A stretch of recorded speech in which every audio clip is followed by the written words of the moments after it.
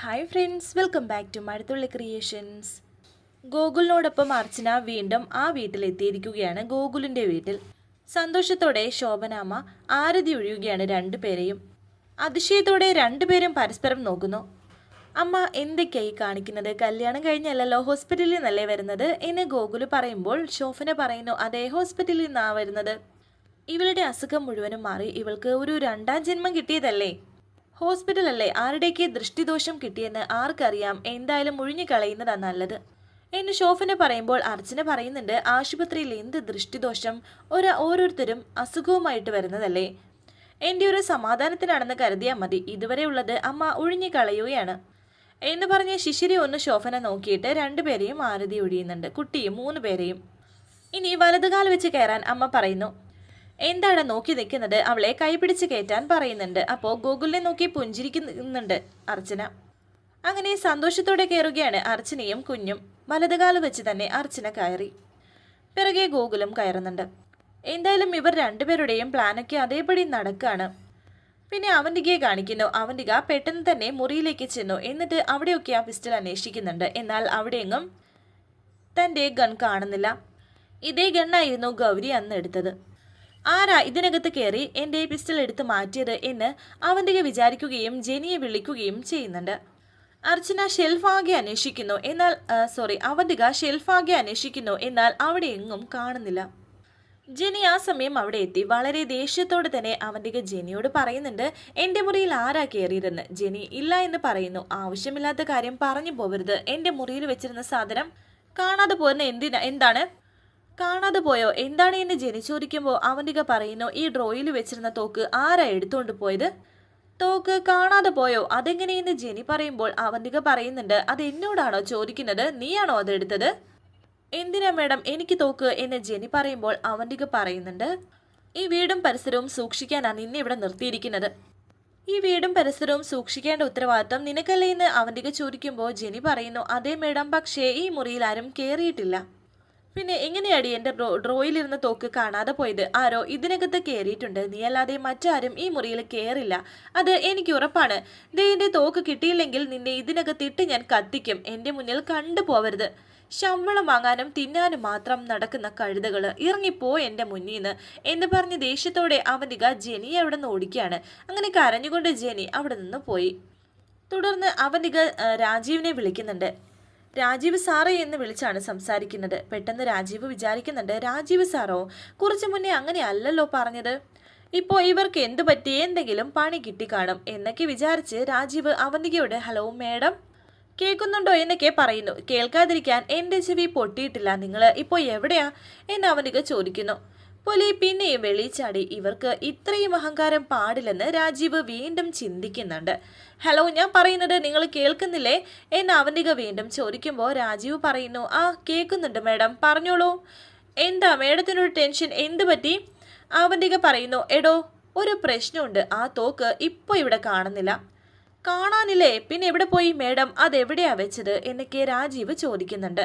ഞാൻ തോക്ക് എൻ്റെ മേശയിൽ സുരക്ഷിതമായി വെച്ചിരുന്നതാണെന്ന് അവന്തിക. മേഡം എന്തായി പറയുന്നത്? ആ വീട്ടിൽ മേഡത്തിന്റെ മുറിയിൽ കയറി തോക്കെടുത്തോണ്ട് പോകാൻ ആർക്കാ ധൈര്യമുള്ളത്? ഇനിയിപ്പോൾ അവിടുത്തെ ജോലിക്കാരെങ്ങാനും ആയിരിക്കോ എടുത്തോണ്ട് പോയത്? ഇത് കേട്ട് അവന്തിക വീണ്ടും ദേഷ്യത്തോട് പറയുന്നു, എനിക്കറിയില്ല. ജോലിക്കാരെ ഞാൻ ചോദ്യം ചെയ്തു, അവരെടുത്തില്ല. അവർക്ക് എന്നോട് ചോദിക്കാതെ എൻ്റെ മുറിയിൽ കയറാനുള്ള ധൈര്യമില്ല.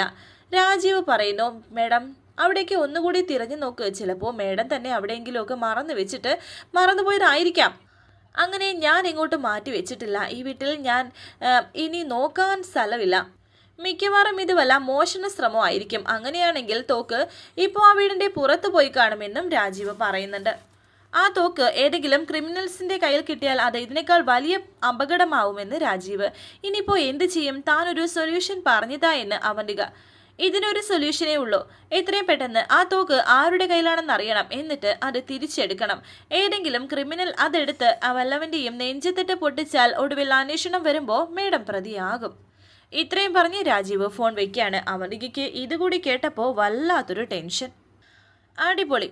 എന്തായാലും മേഡത്തിന്റെ നെഞ്ചിലെ തീയ നാളെ കത്തട്ടെ എന്ന് രാജീവ് ഇങ്ങനെ ചിരിച്ചുകൊണ്ട് മനസ്സിൽ വിചാരിക്കുന്നു. ഇവിടെയുള്ളവർ അല്ലെങ്കിൽ പിന്നെ എൻ്റെ മുറിയിൽ കയറിയ തോക്കെടുക്കാൻ ധൈര്യം കാണിച്ചത് ആരാണ് എന്ന് അവന്തിക ചിന്തിക്കുന്നുണ്ട്. പിന്നീട് അമ്മുവിനെയും ഇന്ദുവിനെയും കാണിക്കുന്നു. അപ്പോഴാണ് ആ മുറിയിൽ ആ തോക്ക് താഴെ വീഴുന്നത് കാണുന്നത്. ഇന്ദു ഇത് നോക്കിയെന്ന് പറഞ്ഞ് അമ്മുക്കുട്ടി തന്നെ ആ തോക്കെടുത്തു. ഇത് ചിപ്പിയുടെ തോക്കല്ലേ, ഗൗരി ഇത് തിരിച്ചു കൊണ്ടുപോവാൻ മറന്നല്ലോ എന്നൊക്കെ ഇന്ദു പറയുന്നു. ഇത്രയും ദിവസം ഇത് ഇവിടെ കിടക്കായിരുന്നു എന്ന് അമ്മ പറയുന്നു. ഇത് നല്ല തോക്ക്, ഇത് നല്ല വെയിറ്റ് ഉണ്ട് എന്നൊക്കെ ഇന്ദു പറയുമ്പോൾ അമ്മ പറയുന്നു, ചിപ്പിയുടെ അമ്മയുടെ കയ്യിൽ ഒരുപാട് കാശുണ്ട്, ചിലപ്പോൾ വല്ല ടൂറും പോയിട്ട് വന്നപ്പോൾ മേടിച്ച് വന്നതായിരിക്കാം.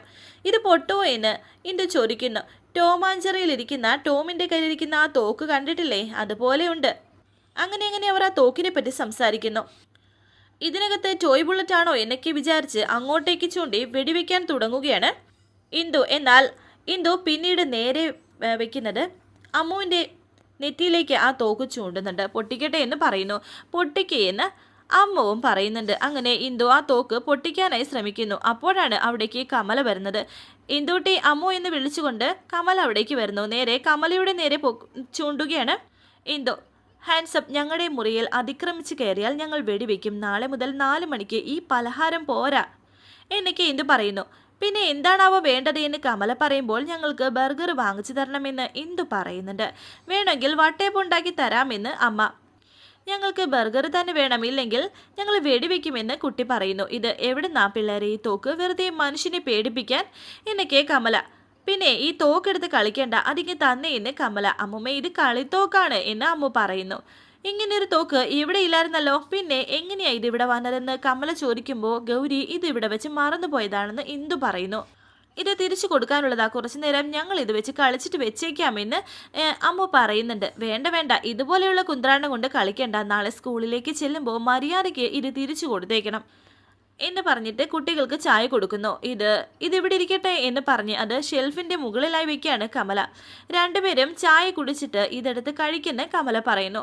മിണ്ടാതിരിക്കണം, തോക്കെടുത്തുള്ള ഒരു കളിയും വേണ്ടെന്ന് പറയുന്നു.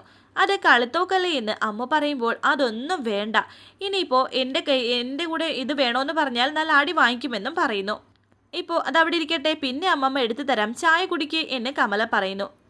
പെട്ടെന്ന് കഴിച്ചിട്ട് റെഡി ആവണം, നമുക്ക് അമ്പലത്തിലേക്ക് പോകണ്ടേ എന്ന് പറഞ്ഞ് കമല പോകുന്നു. ശേഷം അർച്ചനയെ കാണിക്കുന്നു. അർച്ചന കുളിച്ചു വരികയാണ്. എന്നിട്ട് കുളിച്ചിട്ട് വന്നിട്ട് പൊട്ടൊക്കെ ചൂടുന്നുണ്ട്. നെറ്റിയിൽ സിന്ദൂരവും ചാർത്തി. ആ സമയത്താണ് അമ്മ ചായയുമായിട്ട് അവിടേക്ക് വന്നത്. കുളി കഴിഞ്ഞപ്പോൾ മോളുടെ ക്ഷീണം മാറിയല്ലോ, അല്ലെങ്കിലും ആശുപത്രിയിൽ വന്ന് കയറിയാൽ പിന്നെ മനുഷ്യൻ വല്ലാത്തൊരു കോലമായി പോകും, ദേ ചായ കുടിക്കെന്ന് പറഞ്ഞിട്ട് അമ്മ അർച്ചനയ്ക്ക് ചായ കൊടുത്തു. ഈ പൊട്ട് മോൾക്ക് നന്നായി ചേരുന്നുണ്ടെന്ന് പറയുന്നു. ഇവിടെ വേറെ ചെറിയ ചില പൊട്ടുകൾ ഉണ്ടായിരുന്നു, അത് ഇപ്പോൾ കാണുന്നില്ലെന്ന് അർച്ചന പറയുമ്പോൾ ശോഭന പറയുന്നു, മോൾക്കല്ലെങ്കിലും ചെറിയ പൊട്ടുകളോടായിരുന്നല്ലോ ഇഷ്ടം, മോൾക്ക് ഓർമ്മയുണ്ടോ ആദ്യമായിട്ട് അമ്മ മോളെ കാണാൻ വന്നതെന്ന് ശോഭന അർച്ചനയോട് ചോദിക്കുന്നുണ്ട്. ശിശിരയും അവിടേക്ക് വന്ന് ഇവരുടെ സംസാരം കേൾക്കുന്നു. പിന്നെ ചെറിയ പൊട്ടുകളായിരുന്നു മോൾ ഉപയോഗിച്ചിരുന്നത് എന്നൊക്കെ ഇങ്ങനെ അതിനെക്കുറിച്ച് വർണ്ണിക്കുകയാണ് അമ്മ. ഞാനതൊന്നും ഓർക്കുന്നില്ലെന്ന് അർച്ചന. അമ്മ ഇപ്പോഴും ആ പാവാടയും ബ്ലൗസും പൊട്ടും ഓർത്തിരിക്കുകയാണോ, ഞാൻ അത് എന്നെയും മറന്നു എന്ന് ശിശിര പറയുന്നു. നിനക്ക് ഈ വീട്ടിൽ എന്ത് കാര്യം ഓർമ്മയുള്ളത്? പക്ഷേ ഇവളുടെയും ഗോകുലിൻ്റെയും എല്ലാ കാര്യങ്ങളും എനിക്ക് ഓർമ്മയുണ്ട്. ഗൗരിമോളുടെ ജനനത്തോടെയല്ലേ കാര്യം മാറി മറഞ്ഞത് എന്ന് ശോഭന പറയുമ്പോൾ അർച്ചന പറയുന്നു. ശരിക്കും എന്താണ് സംഭവിച്ചത്? ഗൗരിമോളുടെ ഡെലിവറി അത്രയ്ക്ക് ക്രിട്ടിക്കലായിരുന്നോ? അതെ, ഗൗരിമോളെ പ്രഗ്നൻ്റ് ആയത് മുതൽ പ്രശ്നമായിരുന്നു. പിറ്റേ ആഴ്ച മുതൽ ഛർദിൽ തുടങ്ങി. ഒരു തരി ആഹാരം വായിലേക്ക് കൊണ്ടു ചെല്ലാൻ പറ്റില്ല, അപ്പോൾ തന്നെ ഛർദിക്കും. പിന്നെ തലകറക്കം, ക്ഷീണം, ഹോർമോണിൻ്റെ പ്രശ്നം, അതുകൂടാതെ പേടി, എല്ലാം കൂടി ചേർന്ന് ഞങ്ങളെ വട്ടം കറക്കി കളഞ്ഞു നീ എന്നൊക്കെ ശോഭന പറയുമ്പോൾ അർച്ചന പറയുന്നുണ്ട്. ഓവർ ടെൻഷനും ഉറക്കമില്ലായ്മയും ശ്വാസം മുട്ടലും അങ്ങനെ ഡെലിവറി സമയത്ത് ഇതെല്ലാം ഉണ്ടായിരുന്നു. ഞങ്ങളെല്ലാം ആകെ പേടിച്ചു പോയി എന്ന് ശിശിര. കുഞ്ഞ് ജനിച്ച ശേഷം കുറച്ചുനാൾ അതിൻ്റെയൊക്കെ അസ്വസ്ഥതയുണ്ടായിരുന്നു, പിന്നെ അതങ്ങ് മാറി എന്നൊക്കെ അങ്ങനെ ഓരോ കാര്യങ്ങളും ശോഭന പറയുമ്പോൾ അർച്ചന ചോദിക്കുന്നു. അപ്പോൾ മുന്നേ ഞാൻ ഡിപ്രഷൻ്റെ മരുന്ന് കഴിച്ചിട്ടുണ്ടോ എന്ന് വെച്ചാൽ കുറച്ചുനാൾ ഡോക്ടർ തന്ന ടാബ്ലറ്റ് കഴിച്ചിരുന്നു. മോളുടെ കളിയും ചിരിയൊക്കെയാണ് നിന്നെ പഴയ ജീവിതത്തിലേക്ക് തിരിച്ചു കൊണ്ടുവന്നത്. അവൾ വളർന്നതോടെ നിന്റെ എല്ലാ അസുഖവും മാറിയെന്നും അമ്മ പറയുന്നുണ്ട്. അതിനെക്കുറിച്ചൊന്നും ഇനി എനിക്ക് കേൾക്കണ്ട. എൻ്റെ ഗോകുലിൻ്റെയും എൻ്റെ മോളുടെയും ഗോകുലിൻ്റെയും സന്തോഷം, പിന്നെ നിങ്ങളുടെയും സന്തോഷം മാത്രം കേട്ടാൽ മതി എനിക്ക് എന്ന് അർച്ചന പറയുമ്പോൾ ശോഭന പറയുന്നുണ്ട്. ഇപ്പോഴാ അമ്മയ്ക്ക് സമാധാനമായത്. ഇനി എല്ലാ അർത്ഥത്തിലും മോള് ഗോകുലിൻ്റെ ഭാര്യയായിരിക്കും. അമ്മ പറയുന്നത് എനിക്ക് മനസ്സിലാവുന്നില്ലെന്ന് അർച്ചന പറയുമ്പോൾ ഞാൻ മോളോട് വിശദമായി പറഞ്ഞു കൊടുത്തോളാം. കുറച്ച് നാളായിട്ട് നീ തലവേദന തുടങ്ങിയത് മുതൽ നിന്നെയും മോളെയും ശല്യപ്പെടുത്താതെ അവൻ്റെ മുറിയിലായിരുന്നു അവൻ ഉറങ്ങിയിരുന്നത്. അവനത് വലിയ സങ്കടമായിരുന്നു. എങ്കിലും നിനക്ക് വേണ്ടി അവൻ അതെല്ലാം സഹിച്ചു എന്ന് ശിശിര പറയുന്നുണ്ട്. നിന്നെ അവൻ എത്രമാത്രം സ്നേഹിക്കുന്നുണ്ടെന്നറിയോ? ഇനി നിങ്ങൾ ഇന്നു മുതൽ ഒരു മുറിയിലാണ് ഉറങ്ങേണ്ടത്. അമ്മ എന്നും പ്രാർത്ഥിച്ചിരുന്നത് അതിനു വേണ്ടിയിട്ടാണ് എന്നൊക്കെ ശോഭന പറയുന്നു. ഒരു നിമിഷം അർച്ചന ഇങ്ങനെ ആലോചിക്കുന്നുണ്ട്. ഈ സമയം സച്ചിയാണെങ്കിൽ സച്ചിയുടെയും അർച്ചനയുടെയും ആ ഒരു ഫോട്ടോ മൊബൈലിൽ രണ്ടുപേരുടെയും ഫോട്ടോ നോക്കിയിട്ട് അർച്ചനയോട് ഇങ്ങനെ സംസാരിക്കുകയാണ് സച്ചി.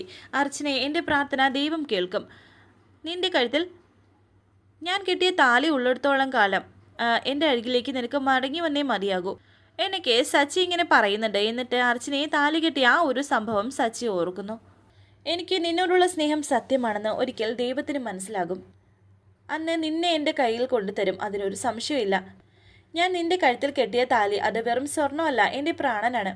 ഈ സമയം ശോഭന അർച്ചനയുടെ താലിയിൽ പിടിച്ചുകൊണ്ട് പറയുന്നു, ഗൂഗിൾ നിന്റെ കഴുത്തിൽ കെട്ടിയ ഈ താലി കണ്ടോ? അവനും ഞാനും കൂടി പോയിട്ടാണ് ഈ താലിമാല സെലക്ട് ചെയ്തത്. ആദ്യം ഞാൻ വേറൊന്നായിരുന്നു സെലക്ട് ചെയ്തത്, പക്ഷെ അവൻ ഇഷ്ടപ്പെട്ടത് ഇതായിരുന്നു. അവൻ ഇത് തന്നെ വേണമെന്ന് വാശി പിടിച്ചു. ഈ താലി നിന്റെ കഴുത്തിൽ അണിയിക്കുമ്പോൾ അവൻ്റെ മുഖത്തെ സന്തോഷമൊന്ന് കാണേണ്ടതായിരുന്നു. ആ സന്തോഷം എന്നും നിങ്ങളുടെ ജീവിതത്തിൽ ഉണ്ടാകട്ടെ. ഇന്നു മുതൽ അതൊക്കെ ഉണ്ടാകും. കഴിഞ്ഞതൊക്കെ കളഞ്ഞേക്ക്.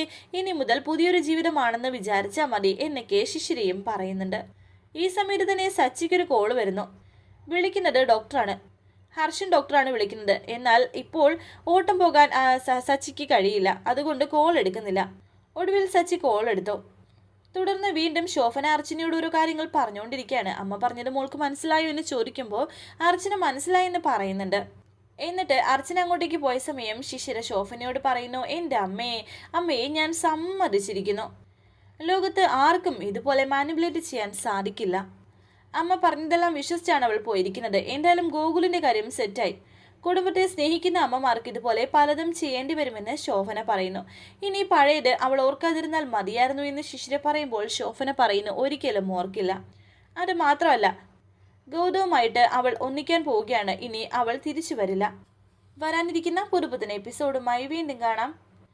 ഗോകുലുമായിട്ട് അവൾ ഒന്നിക്കാൻ പോവുകയാണ്. ഇനി അവൾ തിരിച്ചു പോകില്ല. വരാനിരിക്കുന്ന പുതുപുത്തൻ എപ്പിസോഡുമായി വീണ്ടും കാണാം. Thank you for watching. Please subscribe, like, share my channel.